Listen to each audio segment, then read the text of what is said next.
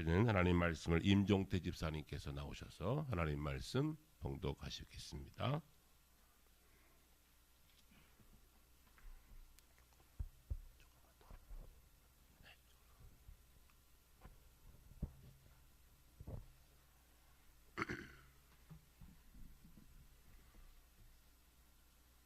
오늘 하나님께서 우리에게 주실 말씀은 마태복음 제21장 12절부터 17절까지입니다. 그럼 다 찾으신 걸로 보고 봉독하겠습니다. 예수께서 성전에 들어가서 성전 안에서 매매하는 모든 사람들을 내쫓으시며 돈 바꾸는 사람들의 상과 비둘기 파는 사람들의 의자를 둘러 엎으시고 그들에게 이르시되 기록된 바 내 집은 기도하는 집이라 일컬음을 받으리라 하였거늘 너희는 강도의 소굴을 만드신도다 하시니라. 맹인과 저는 자들이 성전에서 예수께 나오며 고쳐주시니 대제사장들과 서기관들이 예수께서 하시는 이상한 일과 또 성전에서 소리질러 호산나 다윗의 자손이여 하는 어린이들을 보고 노하여 예수께 말하되 그들이 하는 말을 듣느냐. 예수께서 이르시되 그렇다. 어린아이와 젖먹이들의 입에서 나오는 찬미를 온전하게 하셨나이다 함을 너희가 읽어본 일이 없느냐 하시고 그들을 떠나 성벽으로 베다니에 가서 거기서 유하시니라. 하나님의 말씀입니다. 이제 시원찮은데 하나님 앞에 찬양 드리겠습니다.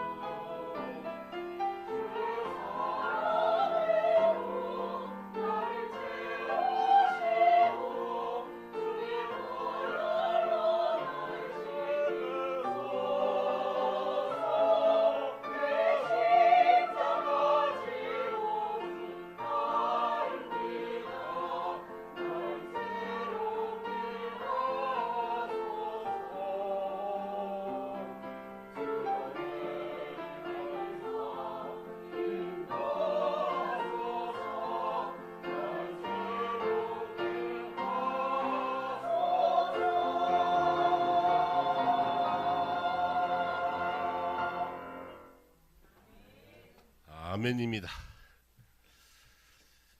세미크로스 너무 잘하지요. 가면가로서 안정감 있고 너무 귀한 찬양 감사합니다.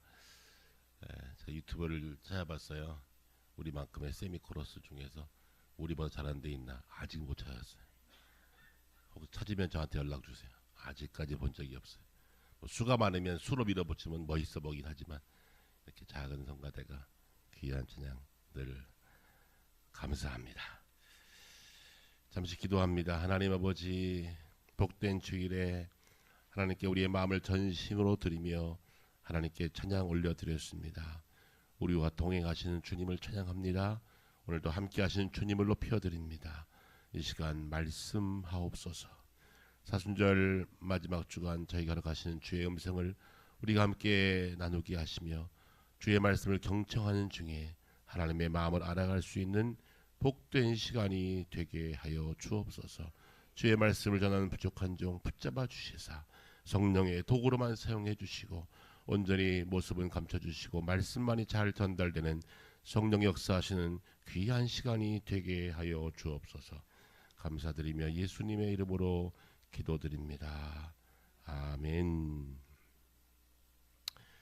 한 사람의 행동을 보면 그의 마음을 안다 했습니다. 예수님의 공생의 초기와 말기에 성전을 올라가셔서 행하신 일들을 사복음서에 자세하게 기록되어 있습니다. 사복음서에 동일하게 기록된 사건들은 그리 많지 않은데 대표적인 것이 오병이어의 기적입니다. 놀라운 역사이지요. 배고픈 자들의 문제를 해결해 주었던, 먹는 문제를 해결하신 우리 주님, 오병이어의 기적이 사복음서에 기록되어 있고요. 특별히 오늘 성전 청결케 하신 이 사건도 사복음서에 다 기록되어 있습니다.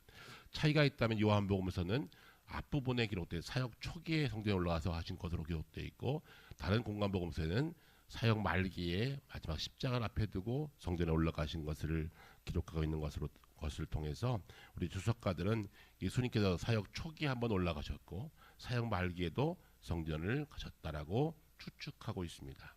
어쨌든 주님은 예루살렘에 올라가실 때마다 성전을 들어가셨습니다. 성전에서 행하신 일들을 오늘 말씀 가운데 기록되어 있습니다. 주께서 성전에 들어가서 하셔서 하신 일들은 첫 번째 분노하셨다 했습니다. 여러분, 예수님 화난 거 보셨습니까? 사랑의 하나님, 용서의 하나님, 언제든지 품어주시고 인자하신 표정으로 항상 우리를 받아주시는 우리 하나님의 아들 예수이신데, 오늘 본문에 보면 주께서 분노하사 그러셨습니다. 여러분, 화났다, 이거 엄청난 거지요. 하나님이 화나신 겁니다. 무엇을 보고?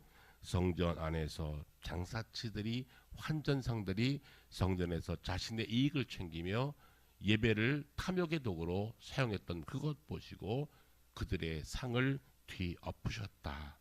내쫓으시고 그들을 다 뒤엎으시고 성전을 정결케 하시면서 하신 말씀, 내 집은 만민이 기도하는 집이라, 그렇게 말씀하셨습니다.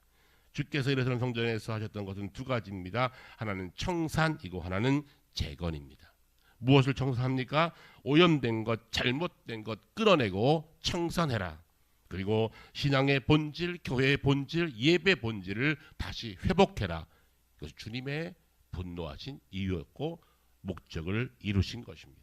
청산하고 재건하신 것입니다.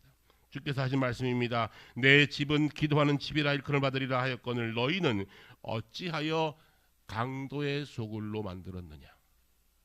여러분, 이 말씀 앞에 우리는 겸허히 우리의 모습 바라봐야 합니다.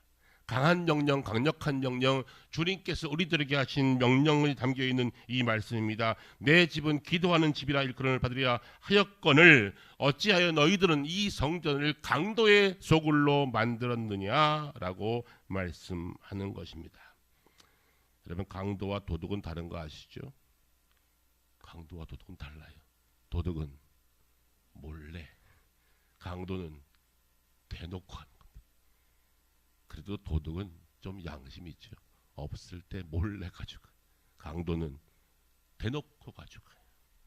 주님은 그들을 향해서, 누구를 향해서? 당시의 성전 안에 있는 내부자들, 제사장들과 제사를 섬기는 레위인들이 그들이 잘못된 일을 향하고 예배를 통해서 탐욕을 취하고 예배를 통해서 이익을 챙기는 그들을 향해서 뭐라 했습니까? 강도라 그랬습니다. 대놓고 하는 겁니다. 종교라는 것을 빈미로 하여서 자신의 권위를 세우고 영적 강도질을 하고 있는 모습을 주님께서 보시고 분노했다 그랬습니다. 그들은 공인된 자신들의 지위를 가지고 그 성전 안에서의 재물과 성전에 드리는 정전세를 가지고 장난쳤습니다. 어떻게 했습니까? 성전세를 들이되 예루살렘 화폐로 드려라. 이방인들이 온 사람들은 이방인들도 돈을 바꿔서 예루살렘 그 지역의 화폐로 드려라. 그러니까 환전하죠. 환전해 보셨죠? 요즘도 환전하면 수수료를 띱니다. 제가 중국 갔다 왔어요. 이번에 엄청나게 중국 위안화가 올랐더라고요. 아이고, 오늘 중국 돈 좀 사놓을 걸. 옛날에는 아주 적게 갔다 왔어요. 한 180원 주면 중국 돈 1위안을 줬어요. 지금은 223원에 가요. 엄청나지요. 자, 그런데 성전 안에서 성전세를 받는 사람들이 환전하면서 환전 수수료를 받는 거예요. 그냥 받아서 쥐들이 바꾸면 되잖아요. 그런데 바꿔와라. 그리고 환전상들은 자기 측근들이에요. 측근들. 자기 쫄병들 다 깔아놓고 환전 수수료를 떼는 거예요. 아니, 헌금은 받은 다음에 헌금을 다시 환전하면 될 거 아니에요. 제가 이번에 감동받았는데요. 중국에 갔더니 어떤 목사님이 떠나오는데, 목사님 제 마음이에요. 그러면서 봉투를 주세요. 제가 중국 가서 봉투 받은 게 처음이에요. 목사님 좋은 일에 쓰시고 얼마 안 되니까 가시는 길에 그래도 식사라도 함께 하세요. 이렇게 주셨어요. 보니까 5만 원이야. 한국 돈. 한국 돈. 어떤 우리 교우님이 한국에서 돈을 벌어 갖고 와서 헌금을 했는데 환전 안 하고 한국 돈을 한 거예요. 그래서 거의 간직했었대요. 나중에 한국서 목사님 오시면 드려야겠다. 그러면서 저에게 5만 원짜리 한국 돈을 주셨어요. 그거 바꾸면요, 수수료 받잖아요. 수수료. 우리는 그냥 쓰면 되잖아요. 얼마든지 그럴 수 있었어요. 그런데 당시에 그들은 이것을 환전 수수료 가지고 도둑질하는 거예요. 그것을 어떻게 했다고요? 대놓고 했다는 거예요. 대놓고 공적으로. 그래서 주님은 그들을 향해서 뭐라 말씀하십니까? 강도들아 그랬어요. 어찌하여 성전을 강도의 소굴로 만들었느냐라고 말씀합니다. 이게 강도의 소굴이라는 말이 히브리어 헬라 원어는 메아리라는 말인데요. 이 말의 정말로 정확한 뜻을 표현하면요, 종교적 은신처, 그런 뜻입니다. 뭐라고요? 종교적 은신처. 그들은 교회법 안에 숨은 겁니다. 이 법이니까 성전세는 환전해서 이 예루살렘 돈으로 드려라. 그래서 그곳에 살짝 숨은 거예요. 강도의 속을 종교적 은신처 안에 숨어가지고 그 짓 한 겁니다. 주님은 분노하셨습니다. 그리고 말씀하십니다. 그곳을 기도하는 집으로 재건하라고 명령하셨습니다. 이것이 주님께서 하신 명령입니다. 자, 이 말씀 들으면 어떤 마음 드세요? 참 나쁜 사람들, 못됐네, 그런 마음 들지 않으세요? 우리는 어떻습니까? 우리는 괜찮습니까? 우리는 혹시 하나님의 집을, 성전을, 교회를 우리 스스로 자신의 이익을 챙기려고 하는 잘못된 마음을 가지고 성전을 강도의 속을 종교적 은신처로 우리 스스로가 만들고 있지 않습니까? 교회 나가서 뭐 할 건데? 무슨 유익이 있길래? 뭐 하러 나가? 대체 교회 나가 무슨 유익이 있어? 라고 묻는 사람들에게는 뭐라 답변하십니까? 내가 뭐 유익 얻으려고 교회 나가나? 내게 이미 얻은 은혜가 커서 나는 예수 믿는 거지. 믿지 않는 분들은 분명히 물어볼 거예요. 무엇 때문에 교회 나가냐고, 무슨 유익이 있길래 교회 나가냐고, 뭐 때문에 예수 믿냐고 묻지 않겠습니까? 그 앞에 우리는 당당히 할 말이 있어야 합니다.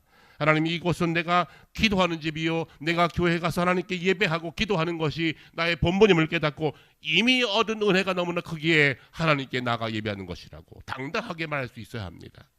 스스로가 그런 마음 있지 않으십니까? 내가 뭐 때문에 나와? 무슨 유익이 있길래? 여러분, 어쩌면 우리는 같은 죄를 스스로 때로는 범하고 있을 수 있다라고 하는 것이죠. 주님께서는 이 성전의 문제를 가지고 성전을 다 청산하시면서 장사판들의 그 장사치들의 그것들을 다 뒤집어 엎었어요. 그런데 오늘 본문 가운데 보니까 아주 중요한 단어 하나가 등장합니다. 성전을 청결하시면서 상과 비둘기 파는 사람들의 의자를 둘러보셨다. 여기에 중요한 단어는 비둘기입니다. 그럼 비둘기는 레위기법에 의하면 가난한 자들의 재물이에요. 양이나 소는 부자들의 재물입니다. 비둘기는 가난한 자들의 재물이에요. 없는 가운데 떼어서 하나님께 자신의 속죄를 위해서 하나님께 드리는 예물, 가난한 자들의 예물이 비둘기였어요. 그런데 거기서 비둘기도 파네? 집에서 기름 비둘기 갖고 오면 안 돼요? 내가 집에서 작은 비둘기 한 마리 길러서 이거는 내가 하나님이 전해 나갈 때 내가 예물로 드릴 거야. 그리고 비둘기 가져오면 안 돼요? 그런데 비둘기 다리에 꼬리를 만들어놔요. 이렇게 표시를 해놔요. 요거는 성전에서 산 거. 그 표식이 없으면 안 받아. 그런데 밖에서는 10,000원인데 여기서는 10만 원이에요. 가난한 자의 예물 가지고도 장난쳤다는 거예요. 성경을 곰곰이 보시면 주님께서 손대신 곳의 역사는 하나님은 작은 자의 마음까지 챙기시는 거예요. 어찌하여 너희들이 비둘기를 팔아먹으면서 저들의 가난한 자들의 눈물을 빼앗아 먹느냐. 잘못됐다는 겁니다. 우리 주님의 마음을 우리도 함께 알아야 합니다. 작은 자들의 마음, 작은 자들의 헌신 귀히 여겨야 합니다. 많이 하는 것 좋지요. 하나님께서 기쁘게 받으실 거예요. 많이 있는 자가 많이 한 것, 그런데 없는 자가 작게 한 것, 그것 때문에 유축받지 말라는 거예요. 그리고 그것 가지고 장난치지 말라는 거예요. 주님은 비둘기 파는 자들의 상을 뒤에 엎으시면서 내쫓으면서 아니라 라고 말씀하셨어요. 이것이 주님의 마음이라는 것입니다. 그리고 나서 주님께서는 성전의 본래 목적을 이루십니다. 오늘 말씀 가운데 보시면 이렇게 기록되어 있습니다. 5절 보시죠. 대장들과 서기관들이 예수께서 하시는 이상한 일과 또 성전에서 소리를 질러 호산나 다윗의 자손이 하는 어린이들을 보고 노하여 예수께 말하되 그들이 하는 말을 듣느냐. 여러분, 교회에서 뭐 하면 돼요? 교회는 예배하는 곳입니다. 성전에서 뭐 하면 돼요? 율법을 읽고 하나님께 찬양하면 돼요. 근데 찬양하는 걸 뭐라고 하고 있어요? 쟤들 시끄럽다고. 지금 제사장과 레위인들의 마음속에 있는 것은 무엇입니까? 어찌하면 내가 물질적 유익을 얻을 것인가가 목적이지 저들이 찬양하는 것 듣고 싶지도 않았던 겁니다. 오히려 그들이 하는 찬양을 불쾌하게 여겼어요. 많이 잘못된 겁니다. 주님은 이것을 과감하게 아니라 하셨습니다. 성전의 본질, 예배의 본질을 재건하고 회복하는 것이 주님의 마음이었음을 우리들에게 말씀하고 계십니다. 성전은 처음부터 변질된 것이 아닙니다. 처음은 그렇지 않았었겠지요. 그런데 그들이 하나씩 무너지기 시작하니 이제는 아주 작은 것까지 성전세까지 환전상이 되어서 그들을 통해서 물질적 유익을 누리고 가난한 자의 재물들까지도 탐욕의 재물로 삼아 그들의 이익을 챙겼는데 역사에 의하면 이 모든 것들을 당시의 제사장 가야바가 인준했답니다. 요즘 말로 말하면 총회장이 허락한 겁니다. 그렇게 하라고. 그게 법이라고. 이게 교회였습니다. 이게 성전이었습니다. 오늘 우리가 스스로 우리의 교회를 돌아봅시다. 우리의 교회 스스로 내가 말할 때 에이 교회가 왜 이 모양이야? 그럴 때는 분명히 들으세요. 그 교회는 납니다. 그러기에 교회가 건강해야 합니다. 우리 사순절을 보내면서 우리가 다시 한번 주님의 그 마음을 기억하면서 우리 교회가 더욱더 건강하게 다시 정결하게 되고 다시 회복되고 다시 재건되는 역사가 우리 한국교회에 있기를 기도하시기 바랍니다. 그래야 교회는 점점 더 건강해질 것이고 점점 더 교회다워질 것입니다. 장사하는 이들의 돈이 될 만한 것들, 자신의 유익을 자신의 목적을 이루는 수단이 아니라 이제는 하나님께서 역사하시는 건강한 공동체가 되기를 원하셔서 주님은 그 자리를 강도의 소굴을 다시 기도와 찬양하는 집으로 만들라고 명령하고 계셨습니다. 이것이 주님의 마음입니다. 이번 중국에 갔더니요, 중국에 너무 힘들어졌어요. 교회는 더 힘들어졌어요. 중국 경제는 이미 다 무너졌고요. 정말로 피폐해가고 있습니다. 한 달 열심히 일해도 3,000위안 60만 원 벌기 힘들어요. 그것도 할 곳이 없어요. 나라는 부자인데 인민들은, 백성들은 너무 가난합니다. 한 달에 60만 원 벌 자리도 없어요. 그러니 살기 빡빡하지요. 거기에 교회는 점점 더 압박해 갑니다. 교회는 점점 더 힘들어져 갑니다. 교회 목사님들을 점점 더 옥죄옵니다. 성도들을 더욱더 괴롭힙니다. 교회에 왔다 가면 공안에 보고해야 되고요. 목사님은 교회 갔다 온 성도들 이름 다 적어서 경찰서에 보고해야 돼요. 오늘은 아무개 집사, 아무개 권사 교회 나왔다고 다 이름 적어서 보고해야 됩니다. 여러분 괜찮으시겠습니까? 아무 말씀 안 하세요. 내 이름이 내가 교회 갔다 온 것이 공안국에 보고돼요. 경찰서에 보고돼요. 지금 우리야 뭐 그러려면 그러지. 그런데 그러면 그곳은 불이익을 당하거든요. 그러니까 매주 보고 하는 거예요. 한번 어떤 목사님과 함께 도시를 이동했어요. 다른 도시로 옮겼어요. 이 도시를 옮겨오는데 그분이 저를 데리고 차를 운전해서 왔는데 시 경기를 딱 넘으니까 공항에서 문제가 딱 오는 거예요. 너 어디가? 왜 가? 그러면서 쫙 리스트 뜨면서 가는 목적, 어느 날짜, 언제 돌아올 거야, 왜 갔어? 그걸 빨리 보고 하라는 거예요. 누구한테? 목사한테. 다른 도시 가지 말라는 거예요. 왜 가냐고, 누구 만나러 가냐고. 이게 교회입니다. 이게 교회 현실입니다. 근데 그중에 어떤 분이 이런 말씀하셨어요. 목사님, 사실은 교회가 너무 많이 잘못했습니다. 교회가 불법이 많았고요, 교회가 비리가 많았어요. 그리고 조선족 교회는 물론이지만 한족 교회는 더 많았대. 그 비리가 많으니까 이제 정부에서 니네 이거 문제 많잖아. 그리고 자꾸 개입한다는 거예요. 누가? 세상이. 교회가 스스로 자정 능력이 없으니까 세상이 개입해서 개혁하려고 한다는 거예요. 그러니까 할 말이 없대요.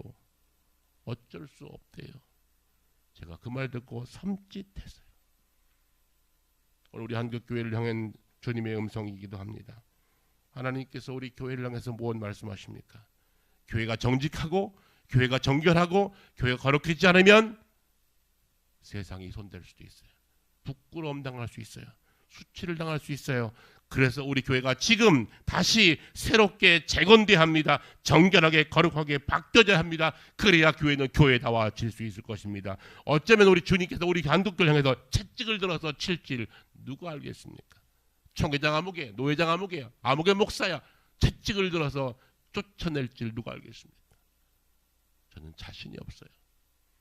함께 우리 교회를 위해서 동역하는 성도 여러분, 우리 교회를 더욱더 건강한 교회 될 수 있도록 말씀 가운데 바로 세워 우리 교회를 오직 기도하는 교회로, 말씀 보는 교회로, 오직 하나님의 나라를 선포하는 교회로, 교회다운 교회로 세울 수 있도록 힘을 넣어 주시기를 주의 이름으로 축원합니다.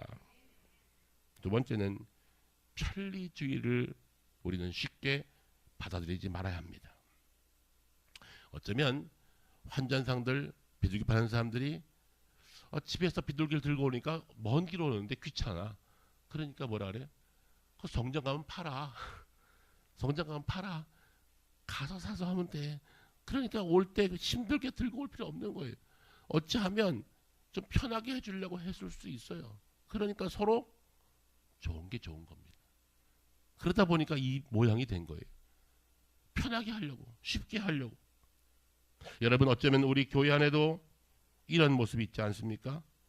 예물을 드리고 하나님께 제사를 드리고 예배하는 이 가운데 우리의 희생이 없으면 우리는 점점 더 편한 것으로 갈 겁니다. 건강한 신앙은 값비싼 대가를 지불해야 건강한 신앙 됩니다.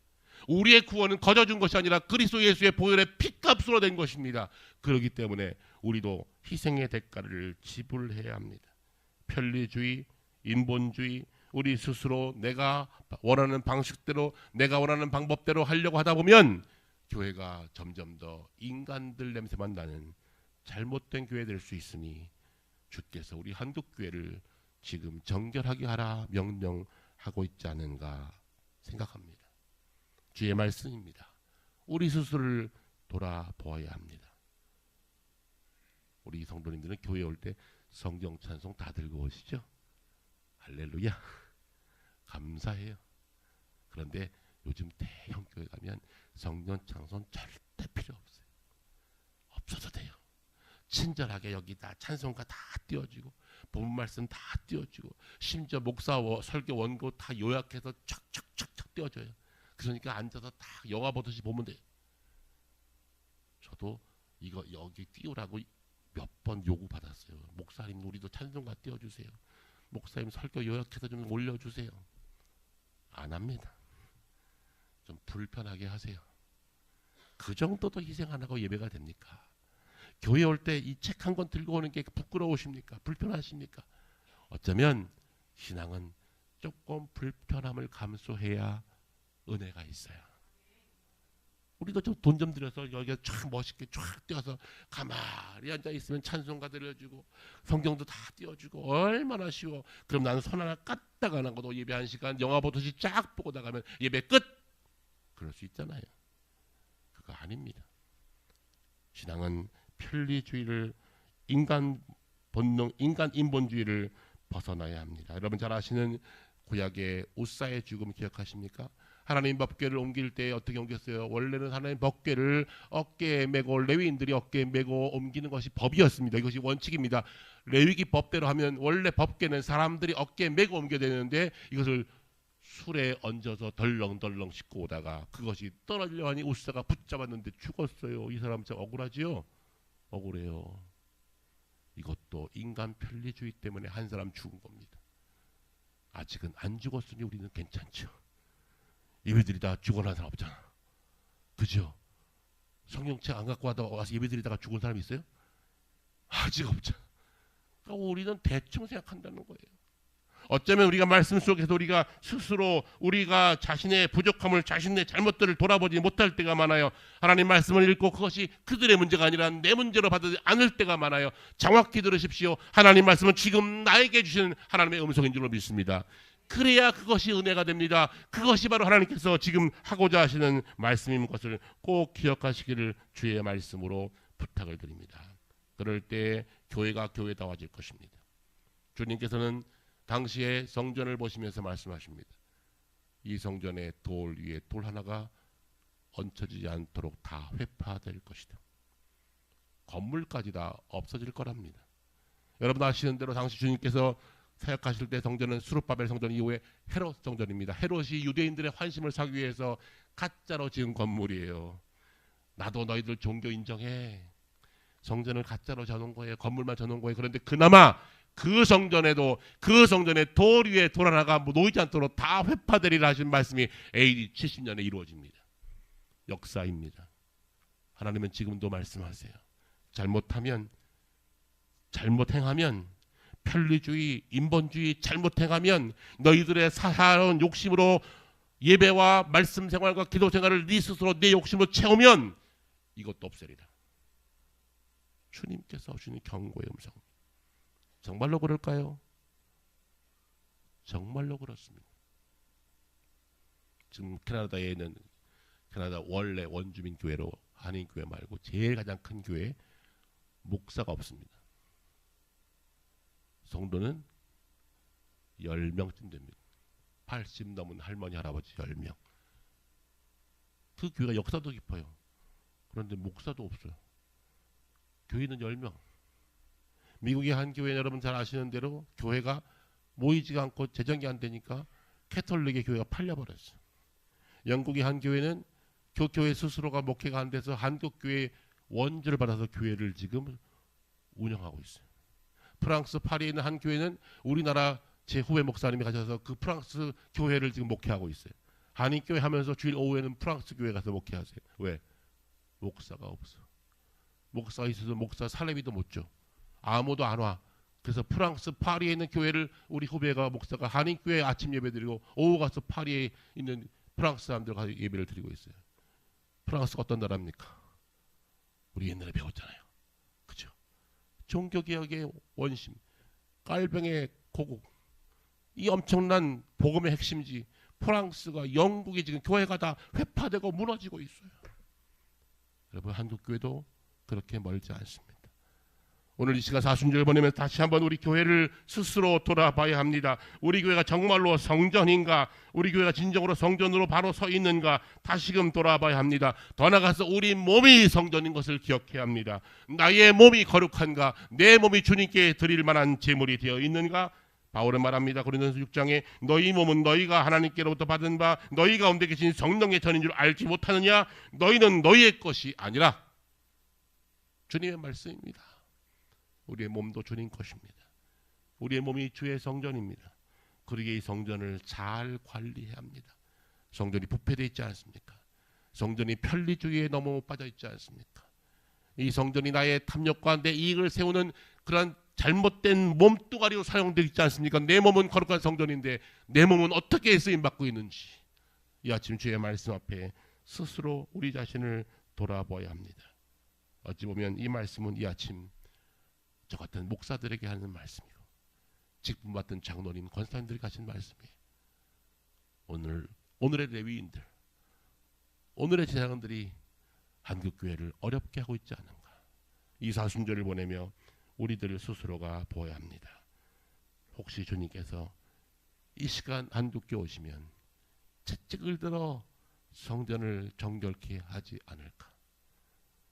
서울의 대형교회들 참 많지요. 목사님 거기요 주일날 5만 명이 모인대요. 여러분 5만 명이 한 주일에 왔다 간다 대단한 한 개 시예요. 한 개 시. 목사님 그 교회는 20만 명이 왔다 간다. 영상까지 합치면 30만이랍니다. 대단하지 않습니까? 물론 귀한 일이지요.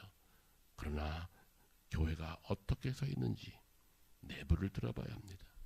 주님은 성전 안에 들어가셔서 오늘 말씀 가운데는 기록되어 있지 않지만 다른 복음서에 보면 이방인의 뜰에서 장사치들을 쫓아내사 그랬어요. 무슨 말씀인지 아세요? 이방인의 뜰은 성전 뜰 가운데 유대인들 외에 이방인들만 들어오는 뜰이었어요. 그런데 거기를 점거해서 뭐 했다고요? 장사터 만들어버렸어요. 이방인들은 설 곳도 없었어요. 그러니 그것이 정전이었냐고요. 오늘 우리 한국교회가 어떠합니까? 여러분들의 설 자리는 있으신가요? 누구나 들어와도 이 교회가 편안한 교회인가요? 이방인도 지나가는 객도 이곳에 와서 정말로 평안하게 예배드리고 할 수 있는 교회인가요? 오늘 우리 한국교회를 돌아보아 우리 교회를 돌아보아서 혹시 우리 교회가 주님의 채찍을 맞을 교회가 아닌지를 다시 한번 겸허하게 우리 스스로를 살필 수 있는 이 사순절 마지막 주간이 되어지기를 바랍니다. 변질을 경계해야 합니다. 편리함을 경계해야 합니다. 그리고 다시 교회를 교회답게 우리 함께 세워가는 저와 여러분 다 되어지시기를 주의 말씀으로 부탁합니다.